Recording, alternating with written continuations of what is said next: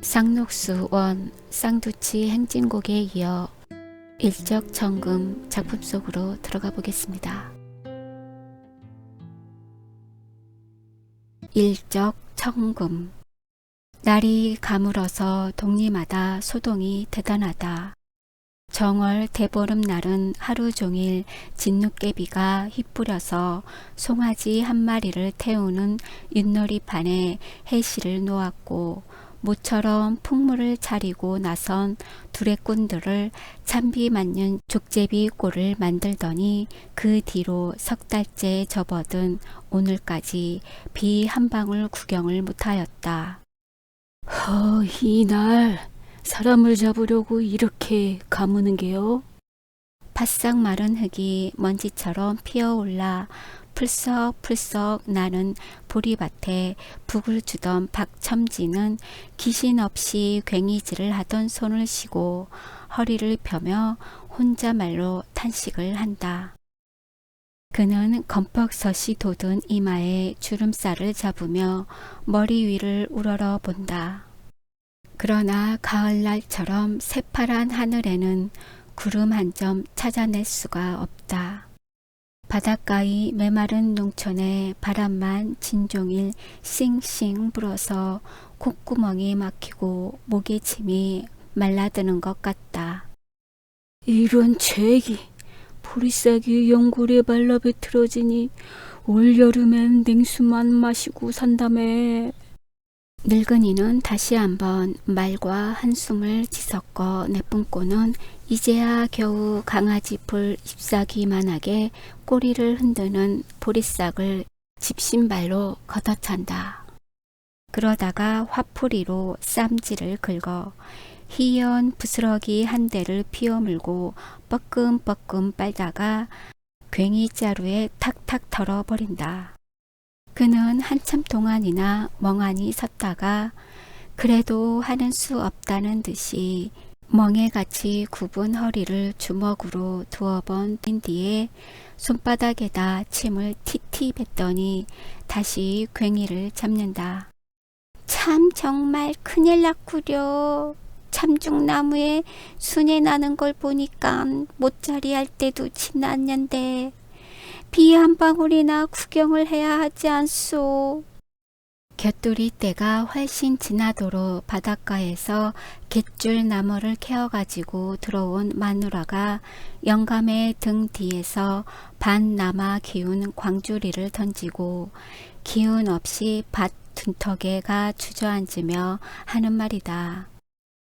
앞니가 몽땅 함몰을 해서 동리 계집애들은 그를 합죽 할머니라고 놀린다. 그러게 말이오. 이대로 가물다간 김인년처럼 기우제를 지낸다고 떠들겠는걸. 박첨지는 마누라를 흘끗 돌아다보고 쭝얼쭝얼 군소리하듯 한다.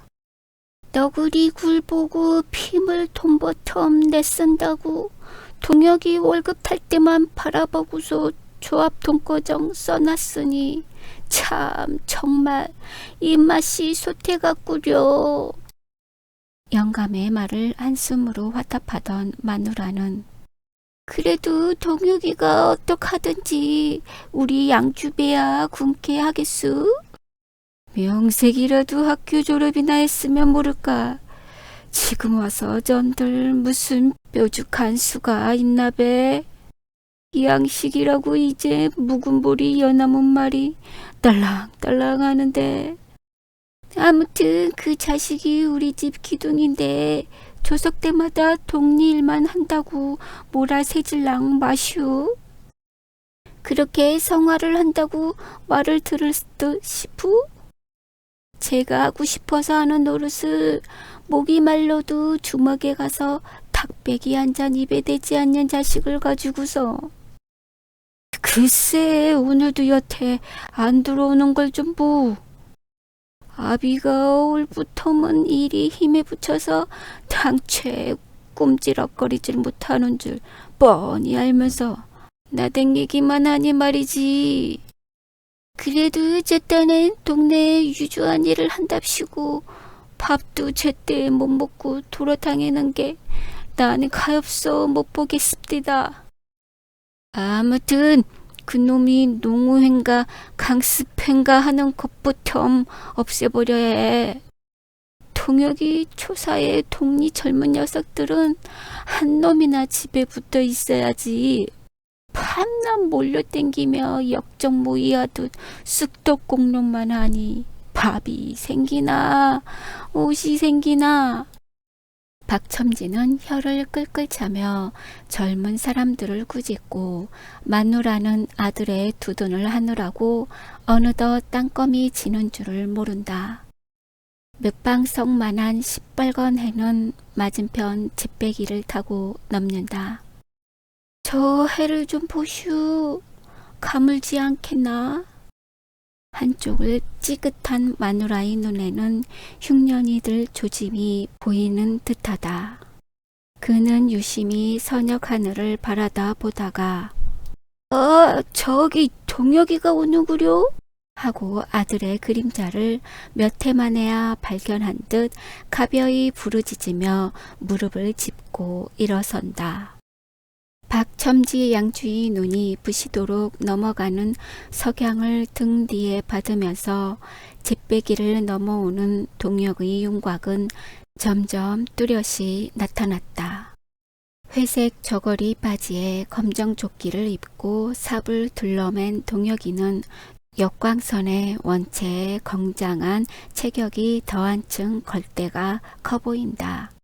아들이 가까이 오자 점심도 안 들어와 묻고 여태 어디서 보트를 했니? 하고 묻는 아버지의 목소리는 아까 꾸짖던 때와는 딴판으로 부드럽다. 공동답 못자리를 하려고 물을 푸는데 쌈들이 나서 입대꺼정 뜯어 말리고 왔어예. 넌 집에 못자리 할 생이도 않고 공동답에만 매달리면 어떡하잔 말이냐. 아버지 나무라는 말에 동혁은 차차 하지요. 물 푸는 게 서투르니까 어떻게 힘이 드는지 두렁빛을 파는데도 논바닥이 바싹 말라서 세상 갈래를 받아야지요. 하고 집으로 들어가 세수를 하고 발을 씻고 제 방으로 들어가더니 기직자리 위에가 턱 눕는다. 누워 다느니 보다도 진종일 지친 팔다리를 쭉 뻗고 지쳐 늘어진 것이다. 산울 밖에서 걸귀가 꿀꿀거리는 소리가 들리건만 꼼짝도 할 수가 없어서 누워 있노라니 저녁 먹어라 하는 어머니의 목소리와 함께 된장찌개 냄새가 허기가 지도록 시장하던 동혁이 코에 맞췄다. 작물을 찌끔친 갯줄나물과 짠지 쪽이 반찬이다. 동화는 그저 안 들어왔어요. 들어오곤 같이 먹지요. 동혁은 벌떡 일어나며 아우를 찾는다. 누가 아니 수동이네 주막에서 대낮버텀 술을 처먹는다더니 여태 개 있는 게지. 뭐그 그 애가 맘을 못 잡아서 큰일 났다. 글쎄 요샌 매일 장치로구나. 형도 형세가 붙여서 하다만 공부를 뭘 가지고 하겠다고 허구한 날 성화를 바치니 온 살이 내릴 노릇이지. 큰 말 강도산의 작은 나들이 대학교인가 졸업하고 와설람은 껄떡대는 걸 보군 버쩍 더 거염을 내니 어쩌면 좋으냐. 뱁새가 황새를 따르려다가 다리가 찢어지는 줄 모르고 덮어놓고 날뛰는구나. 아닌 게 아니라 큰 걱정이에요. 암만 사정하듯 타일러도 점점 외먹기만 하는 걸 성미가 여건 내기라야 소나기에 넣어보지요. 하는데 호랑이도 제 말을 하면 온다고 동아가 아니 이 집에선 밥들을 혼자 먹나? 하고 혀끝을 굴리지 못하고 비틀걸음을 치면서 들어온다. 눈동자까지 개개 풀린 것이 막걸리 사발이나 조이 들이켠 모양이다. 평소에는 성이 난 사람처럼 뚱하니 남하고 수작하기도 싫어하면서 술만 들어가면 불평이 쏟아진다. 근자에는 아나무인으로 술주정까지 함부로 해서 아버지조차 저 자식은 하우불이야 하고 그만 치지도회를 한다. 동화는 썩은 연시 냄새 같은 술 냄새를 후후하고 내뿜으며 방으로 뛰어들더니 아 그래 형님은 공부도 혼자 하고 밥거정 혼자 먹는 거유? 하고 지게미가 낀 눈을 부라리며 생트집을 잡는다. 싹 깎은 머리가 자라서 불밤송이처럼 일어났는데 형만 못지않게 건강한 몸집은 올해 22살이라면 누구나 고지를 안 들을 만하게 우람스럽다. 어서 밥이나 먹어라. 얘긴 술이 깨건하고. 아우의 성미를 건드렸다가는 마구 뚫린 창구멍으로 무슨 소리가 나올지 몰라서 형은 점잖이 타이른다. 아니 내가 술이 취한 줄 아오? 술도 안 먹는 현님은 도무지 대체 하는 게 뭐유? 밤나 그 잘나빠진 공동답이나 주무르고 콧물 흘리는 아이들을 마놓고서 업문 뒷다리나 가르치면 제일이 강산이란 말이오? 나 하나 공부도 못하게 말끔 팔아 없애고서 큰 소리가 무슨 큰 소리유? 어디 할 말이 있건 해보. 하면서 사뭇 형의 턱 밑에다 삿대질을 하더니 이빨을 부드득 부드득 갈다가 아이고 하고 주먹으로 앙가슴을 친다. 그러다가는 제기랄 두 번 못 올 청춘을 이 시골 구석에서 썩혀야 옳단 말이냐? 하고 벽이 무너져라고 걷어차며 소리를 버럭버럭 지르더니 그만 넉장거리로 자빠져 버린다. 동혁은 아랫입술을 지그시 깨물고 앉아서 아우의 폭백을 받았다. 금세 드르렁드르렁 코를 골기 시작하는 동아의 머리를 들고 목침을 베어주고는 뱃속이 몹시 괴로운 듯 눈살을 잔뜩 찌푸린 얼굴을 물끄러미 들여다 보려니까 속도 상하고 신곤증이 나서 팔베개를 하고 그 곁에 누웠는데 편지 봐도 박동혁이 있소? 하는 소리가 쌀이문 밖에서 유난히 크게 들렸다. 동혁은 벌떡 일어나 고무 신짝을 끌며 황급히 밖으로 나갔다. 편지는 영신에게서 온 것이었다. 동혁이가 학교를 그만두고 내려올 때에 정거장에서 굳은 악수로 작별을 한 뒤에 올봄까지 오고 간 편지가 조그만 손가방으로 하나는 가득 찼으리라. 그 후 한 사람은 고향인 한곡리로, 한 사람은 기독교 청년회 연합회 농촌 사업부의 특판격으로 경기 땅이지만 모든 문화시설과는 완전히 격리된 청석골이란 두매 구석으로 내려가서 일터를 잡은 뒤에는 서로 만날 기회가 없었다. 한가히 찾아다닐 시간과 여비까지도 없었거니와 피차의 사업의 기초가 어느 정도까지 잡히기 전에는 만나지 말자는 언약도 있었던 것이다. 그러나 그 대신 3전짜리 우표가 2장 혹은 석 장씩 붙은 편지가 일주일에 한 번, 열흘에 한 번씩은 거르지 않고 내왕을 하였다.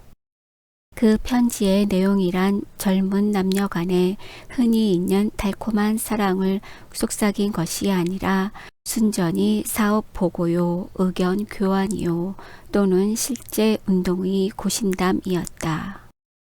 서로 눈을 감고 앉았어도 한곡리와 청석골이 형편과 무슨 일을 어떻게 해 나가는 것이며 심지어 틈틈이 무슨 책을 읽고 어떠한 느낌을 받았다는 등 머릿속까지 환하게 들여다 보이도록 적어보냈고 적혀오고 하였다.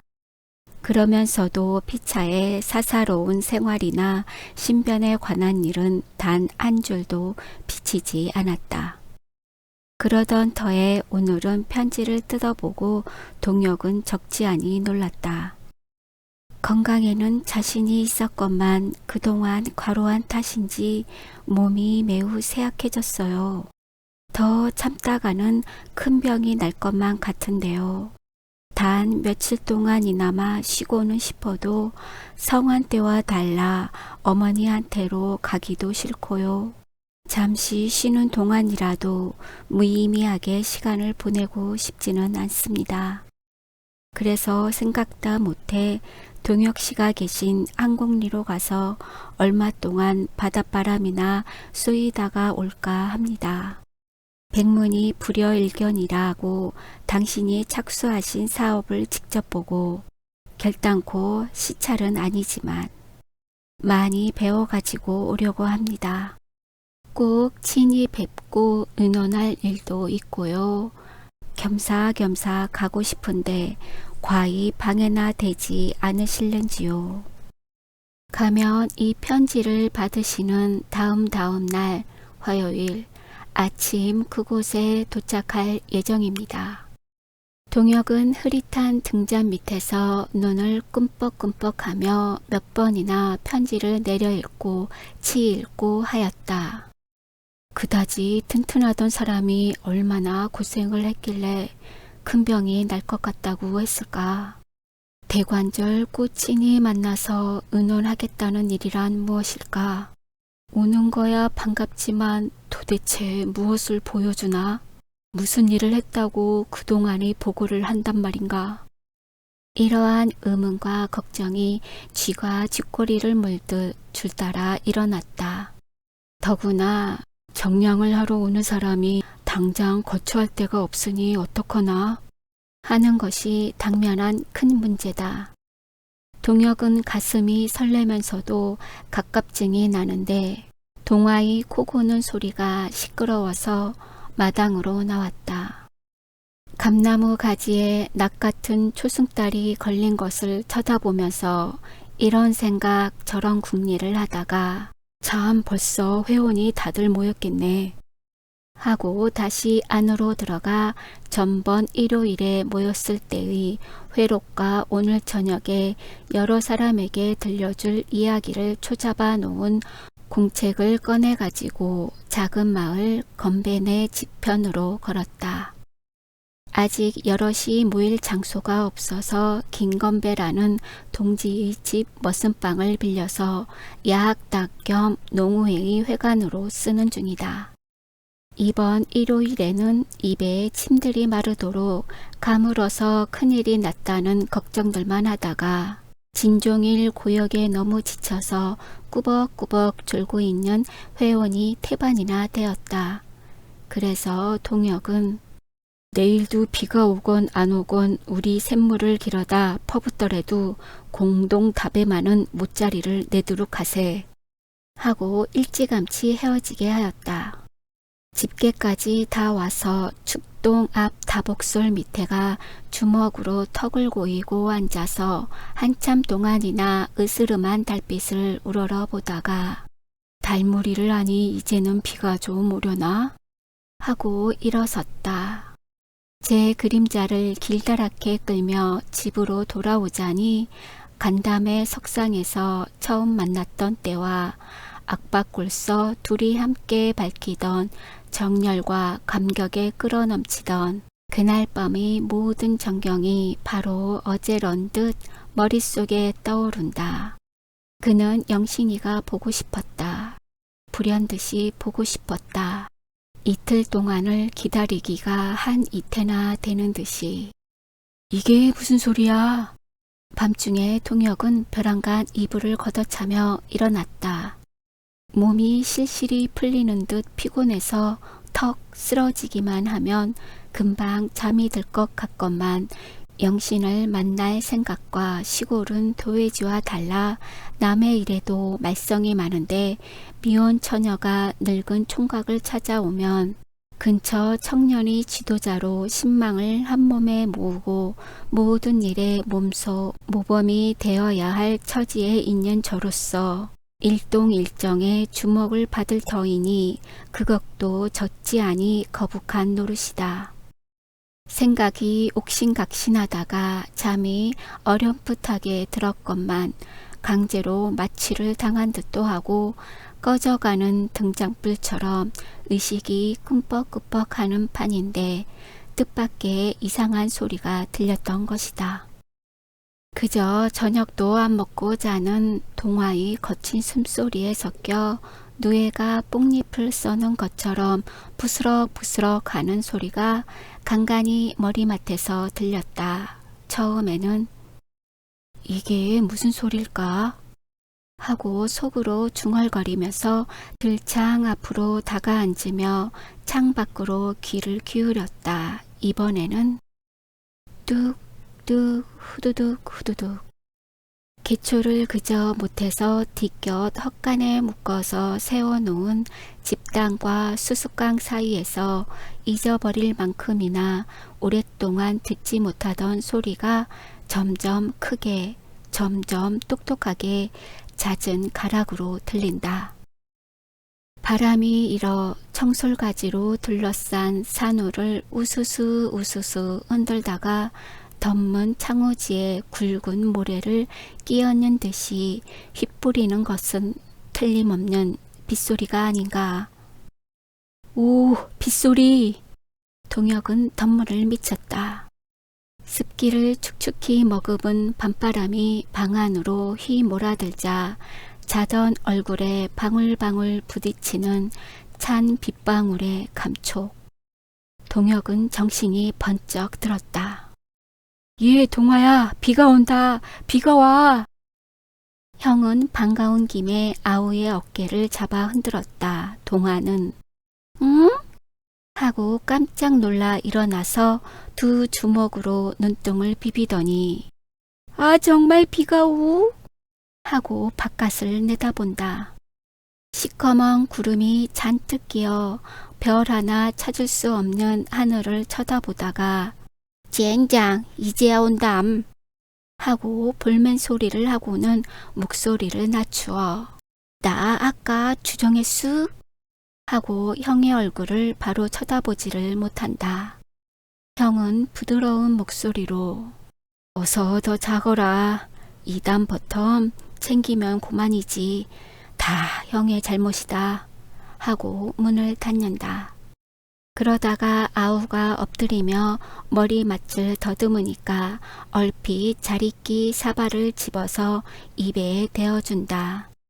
동화는 한창 조갈이 심하게 나던 판이라 목을 느리고 숭늉 한 사발을 벌떡벌떡 들이켜고는 다시 쓰러진다. 비가 제법 장마때처럼 주룩주룩 쏟아지기 시작한다. 동혁은 일종의 신비감을 느껴 노래라도 한마디 부르고 싶었다. 10년 만에 만나는 친구의 음성인들 이 빗소리보다 더 반가우랴.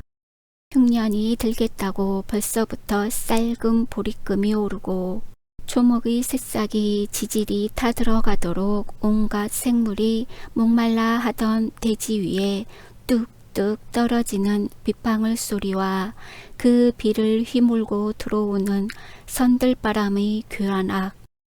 그것은 오직 하늘의 처분만 바라고 사는 농민의 귀에라야 각별히 반갑게 들리는 소리다. 안방에서는 늙은 양주도 잠이 깨었는지 이야기하는 소리가 드런드런한다. 동혁은 창밖으로 팔을 내밀고 천금을 주고도 그 한 방울 살 수 없는 생명수를 손바닥에 받아본다. 자리옷을 활활 벗어버리고 뛰어나가서 그 비에 온몸을 고루 적시다가 땅 위에 띠굴띠굴 구르고 싶은 충동을 느꼈다. 동혁은 아우가 감기가 들까 보아 다시 문을 닫았다. 바람은 파도 소리처럼 샤샤 하고 머리맡에서 뒤설렌다. 놓은 배미마다 단물이 흥건히 고이고 보리밭, 원두밭이 시꺼매지도록 빗물이 흠씩 배어 들어갈 것을 상상하면서도 이 우중에 영신이가 어떻게 오나 내일까지만 실컷 오고 말았으면 하다가 스르륵 잠이 들었다. 이튿날도 비는 끊임없이 왔다. 동혁은 도롱이를 쓰고 살포를 짚고 나가서 논의 물꼬를 보고 들어왔다. 점심 뒤에는 신문지를 말끔 몰아가지고 집에서 한 삼 마장이나 되는 바닷가로 나왔다. 해변에서 새우를 잡아 말리고 준치나 숭어를 잡는 철이 되면 막사리를 나오는 술장수에게 빌려주는 오막살이 방 한 칸을 빌렸다. 아들은 젖잡이를 하러 나가고 늙은 마누라와 며느리만 집을 지키고 있어서 대낮 때도 노젓는 소리와 간간히 뱃노래 소리밖에는 들리는 것이 없어 여간 조용하지가 않다. 동혁은 주인 마누라에게 풀을 쑤어 달래서 신문지로 흙방을 바르고 기직을 구해다가 방바닥에 깔고 하느라고 비에 젖은 하루해를 보냈다. 어떤 손님이 오시길래 이렇게 손수 방치장을 하오? 그만하면 신방도 꾸미겠네. 하고 주인 마누라는 안질이 나서 짓무른 눈을 끔쩍이며 두 번, 세 번 묻는다. 동혁은 오는 사람을 보면 알 걸 뭘 그렇게 궁금하우. 하고는 손님이 묵고 있는 동안 밥까지 지어달라고 부탁을 하였다. 집에는 거처할 방도 없거니와 거의 하루 한 번은 입버릇처럼 장가를 들라고 성화를 하는 부모가 어떻게 하는지도 몰라서 일테면 사철을 잡은 것이다. 저녁 뒤에 동혁은 가장 무관하게 지내고도 영신을 오래 소개해온 건배와 정득이 갑산이 칠룡이 같은 농우 회원을 찾아다니며 최영신이가 내일 아침에 온다는 소식을 전하였다. 동혁은 단독으로 영신을 맞아들이고 싶지 않았던 것이다. 건배는 이제야 자네가 몸달 귀신을 면하나 보이. 앞으로 5해 안에는 결혼을 안 한다고 장담을 하더니 하는 수 있나. 지남철 기운에 끌려오는 걸. 하고 연방 동혁을 놀러댄다. 동혁은 변색을 하며 여보게 그게 무슨 가당치 않은 소린가. 아예 그런 말은 입 밖에도 내지 말게. 동지와 애인을 구별 못하는 낸 줄 아나? 하고 건배의 험구를 틀어막았다. 이튿날은 이슬 같은 보슬비로 변하였다. 앞농가 뒷개울에는 개구리가 제철을 만난 듯이 운다. 밤새도록 울고도 그칠 줄을 몰라서 대 앞쪽에 껍질을 마구 비비듯이 와글와글하는 소리가 시끄러울 지경이다. 이른 아침 동혁은 찢어진 지우산을 숙여 쓰고 큰 더미로 갔다. 쇠대갈산 등성이 위에 올라 머리를 드니 구름과 안개가 쌓인 바다가 눈앞에 환하게 터진다.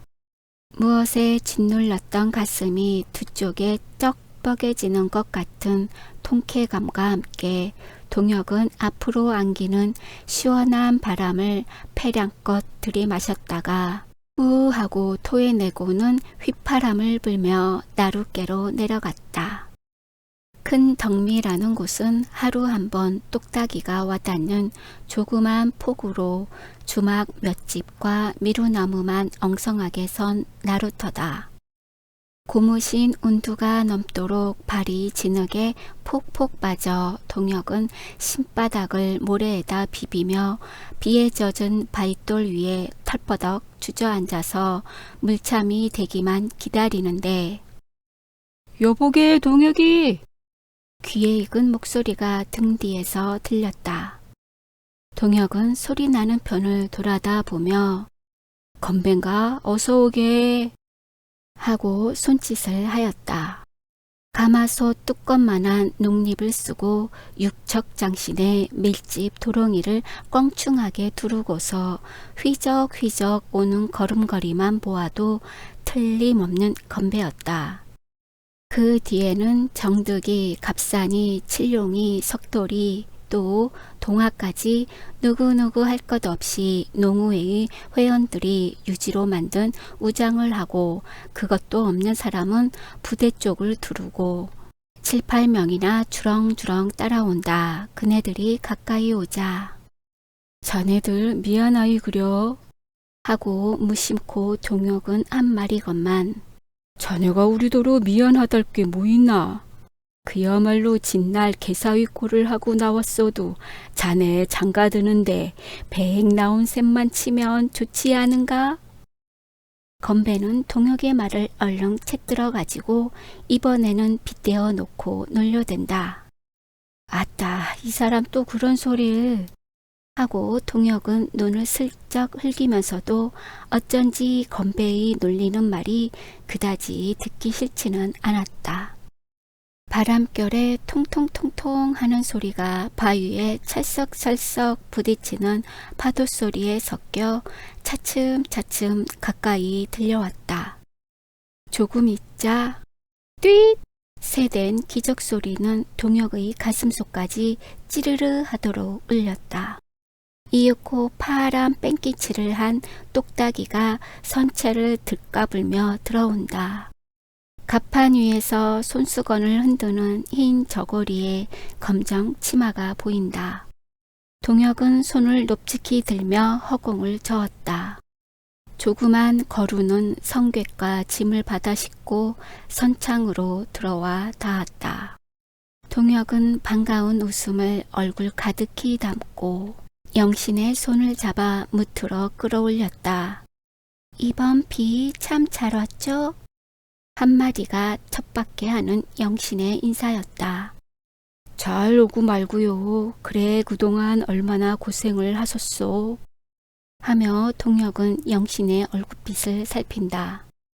상상하던 것보다는 나아도 어글어글하던 눈이 전보다 더 커다래 보이는 것은 그 복성스럽던 얼굴의 살이 그만큼 빠진 탓인 듯. 그러나 반가운 김에 상기가 되어 그런지 혈색은 그다지 나쁘지 않는 것을 보고 우선 안심을 하였다. 그거 내 들어다 드릴까요? 아니, 괜찮아요. 글쎄 이리 주세요. 이 속엔 비밀 주머니가 들어서 안 돼요. 바스켓 하나를 가지고 네가 들리 내가 들리 승강이다. 고집이 여전하군.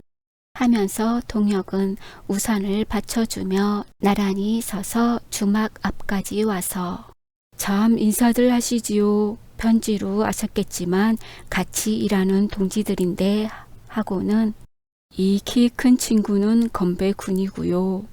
하고 건배를 위시하여 인사를 시킨다. 감사합니다. 비 오는데 이렇게 나와주셔서. 영신은 활발히 손을 내밀고 서양 여자처럼 차례차례 악수를 한다. 여러 청년들은 입속으로 간신히 제 이름을 대면서 계집애처럼 얼굴들을 붉혔다.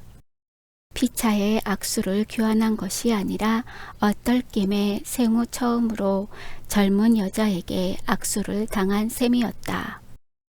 두 사람이 앞장을 서고 여러 청년들은 그 뒤를 따라온다. 이거 정말 우리가 별배 노릇을 하는군. 여보게 말 말게 손을 어떻게 쥐고 잡아 흔드는지 하마터면 아야 소리를 지를 뻔했네. 하고 뒷공눈을 하는 소리가 동혁의 귀에까지 들려서 픽 하고 혼자 웃었다.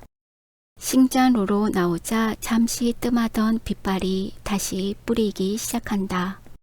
자갈도 깔지 않는 길바닥은 댐프를 이겨놓은 것처럼 발을 옮겨 놓을 수가 없도록 끈적끈적하다. 영신은 미끄럼을 탈까 보아 길바닥을 들여다보며 이렇게 진대에 용하기들 나오셨군요. 하고 길가의 아카시아 나무를 붙들고 신바닥에 붙어 달린 진흙을 문지르고는 언덕이 잔디를 이리저리 골라 딛는다. 어젯밤 비만 해도 보리에는 무던하다. 그만 갤 것이지. 어이 이리 굳이 오노. 봄비는 차지다는데 지러 어이 왔는가. 비 맞은 나뭇가지 새움이 뾰족뾰족 잔디 속잎이 파릇파릇 윤이 난다. 자네도 그 비를 맞아서 정이 치나 자랐네. 이런 때 이런 경우에 동혁이가 시를 좋아하는 사람이었다면 비 맞고 찾아온 버택에 라는 조은의 시조 두 장을 가만히 입속으로 읊었으리라. 영신은 바라던 대로 바닷가 한가한 집에서 편안히 쉴 수가 있었다. 동혁이가 신문지로 남아 도배를 말끔히 하고 자리까지 새 것을 깔아놓고 저를 기다려준 데는 무엇라고 말이 나오지 않을 만큼 고마웠다. 더구나 농우회원들은 비를 맞으며 갯고랑으로 나가서 낙지를 캐어오는 사람에 손 그물을 쳐서 새우를 잡아오는 사람에 대접이 융숭하다. 그것도 못하는 사람은 이제야 고추님만한 시금치를 솎아가지고 와서 몰래 주인 마누라를 주고 간다. 경치도 좋지만 우리 청석골버터 인심도 여간 후하지 않군요. 하고 영신은 너무 미안해서 몸둘 곳을 몰라 한다. 회원들은 선생으로 숭앙하는 동혁이와 가장 뜻이 맞는 동지요. 또는 공부도 많이 했지만 농촌 사업을 헌신적으로 하는 여자라니까. 실상 그네들은 10여리 밖에 있는 보통학교 여운도 밖에는 신여성과 대본 경험이 없다. 여기까지 찾아온 것이 무슨 까닭이 있는 줄로 짐작을 하는 눈치면서도 자기네 힘껏은 대접을 하는 것이다.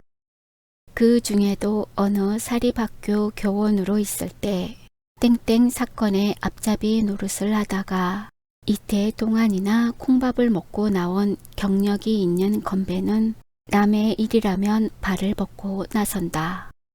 주선성이 있어서 한 동리에서 무슨 일이 생기면 농우회의 선종 부장격으로 진일 마른일 가르지 않고 뛰어다니며 활동을 하지 않고는 견디지 못하는 사람이다. 그는 동혁이보다도 몇 해나 먼저 야학을 개설한 성각자로 동혁이와는 어려서 싸움도 많이 하였지만 뜻이 맞는 막연한 동지였다. 그는 무슨 여왕이나 모셔다 놓은 것처럼 수선을 부리며 돌아다닌다.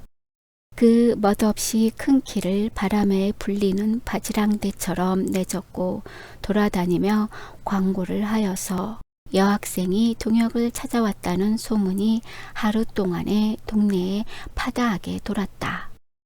그게 누구냐? 응? 그 여학생이 누구야? 어디 나도 좀 보자꾸나. 며느리를 못 보아 상성이 난 어머니는 꼬부랑거리고 아들의 뒤를 쫓아다니며 성화를 바친다.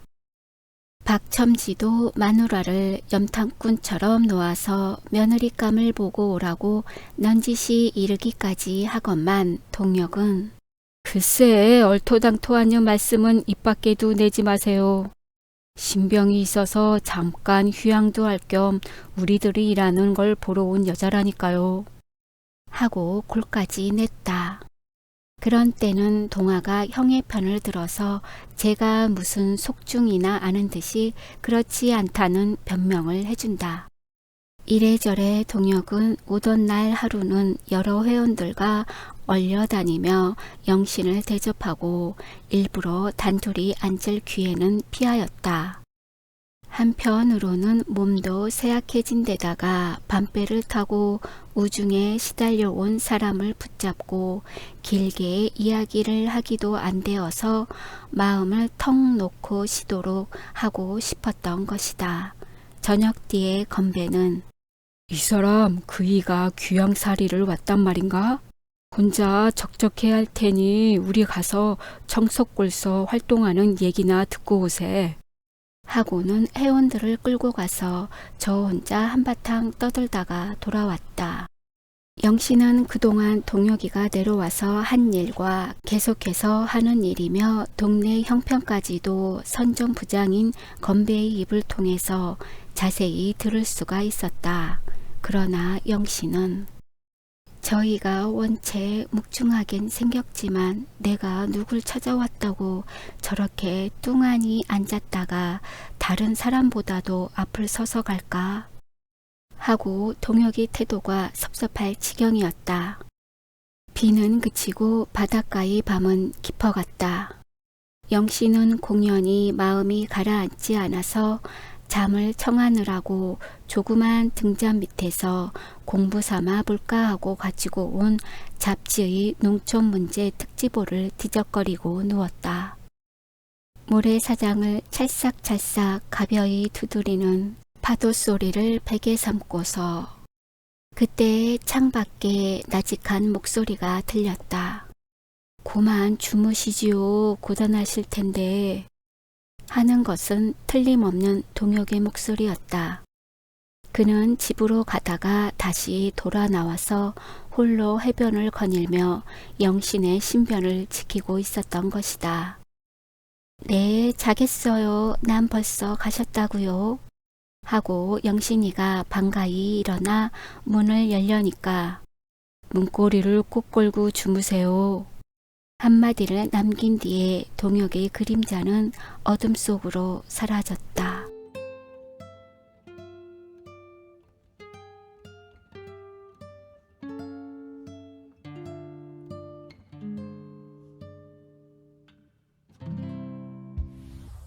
구독, 좋아요 부탁드려요.